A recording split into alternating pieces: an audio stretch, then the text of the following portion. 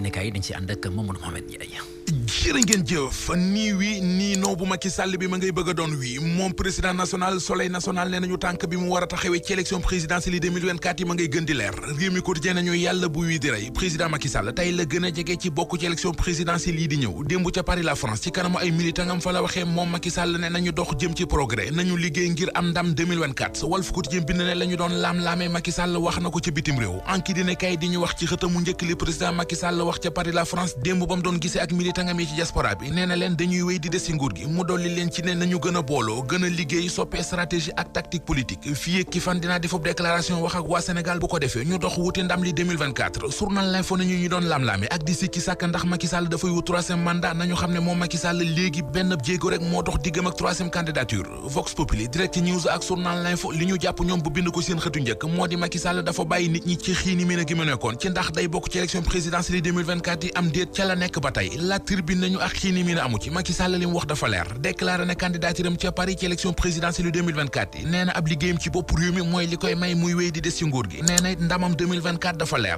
ki bëgg Macky Sall doon candidat ci élection présidentielle 2024 yi ba mu jaral ko lu ne di Abdoulaye Dièye moo nekk ci xët mu njëkku la Sénégal journal bi nañu moom directeur général bu AIBD ab conférence de presse la gonte woon démb doon ci waxtaane fi mu toll ci benn million yu signature bi mu doon dajale ngir Macky Sall sampum dëndam doon candidat ci élection présidentielle yi benn million yu signature bi mu doon wut am na 800 000 200 000 moo ko desee te moom Abdoulaye Dièye nee na biir na ko ne bala ñuy génn ci weeru sulet gi ñu jëm benn million yi signature bi dana mat commission politique bi ci dialogue national bi seenub liggéey mat na le témoigné nañu fukki ponk ak ñett la ñu tegoon ci taabal ji doon ca waxtaan juboo nañu ci fukki ponk ak benn yi am na nag ñaari ponk yoo xam ne jubowuñu ci mu di lu jëm ci kuréel gi war a organiser élection yi ak it ci point bi wax ci doon chef de l'état ba noppi bëgg a doon chef de parti yii mooy ñaari ponk yi nga xam ne gaañi déggoowuñu ci yi ñu déggoo ak yi ñu déggoowul yépp mu di conclusion yi tukkee ci dialogue national bi source waa nee nañu ginnaaw suba ci samedi ji ca la ñu koy jébbal njiitu réew mi Les Échos nañu muy moom njiitu réew mi Macky Sall di Idrissa Seck di Karim Wade di Khalifa Ababacar Sall ñoom ñeent ñëpp gis nañu seen bopp bu baax a baax ci dialogue national bi ne Khalifa Ababacar Sall la mu bëggoon mu di sa mboxloo ci géew bi ne ñëpp loolee am na ko Idrissa Seck mi jëloon deuxième ci élection présidentielle yi weesu li mu doon réclamer ne mooy chef de l'opposition looleet am na ko kii di Karim Wade li mu bëggoon mu di ñu attewaat ko looleet am na ko moom Karim Wade Le Quotidien ne nañu bambam maase na ci dialogue national bi ne li mu bëggoon mooy révision bi jëm ci procès maanaam ñu attewaat ko danañ ko defal laaj bi kay yéenekaay bi nee nañu mooy kañ lay doon ndax li dox suñu digganteeg élection présidentielle yi xat na xat goo xam ne li fi xaj bariwul Aminata Touré ne ci xët mu njëkk yéenekaay bi lii nag mooy dialogue d'injustice dëgg na waa Sénégal xam ne 138 milliards yi leen Karim Wade ameel ci ñu saraxal ko ci lay mujj l'observateur nañu Karim Wade mi ne woon bëggul grâce bëggul amnistie li mu bëgg moo di ñu attewaat ko des na ko attewaat waaye procès la boo xam ne lu nekk mën na caa xew l'observateur teg ci dañuy xibaar ne yi ñu tënkee ci dialogue bi mu di conclusion yi des na ko tegal président Macky Sall ci taabalam samedi ji di ñëw ci ëllëg sa di dimanche yi ñoo ngi seen tut ab déclaration bu mu war a def moom président de la république